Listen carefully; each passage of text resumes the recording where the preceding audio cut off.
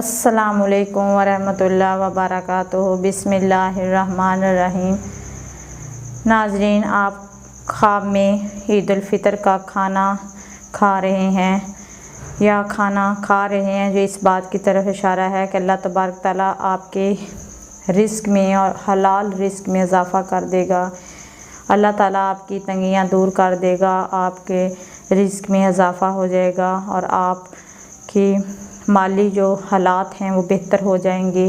اور اگر آپ کسی کو کھانا کھلا رہے ہیں تو یہ اس بات کی طرف اشارہ ہے کہ اللہ تعالیٰ آپ کی پریشانیاں دور کر دے گا، آپ کی دلی مرادیں پوری کر دے گا اور اللہ تعالیٰ آپ کی موجودہ حالات میں بہتری لائے گا اور آپ کا اللہ تعالیٰ اچھے لوگوں میں شمار کرے گا، جو سخی ہوں گے، جو دوسروں کو خوشیاں بانٹیں گے۔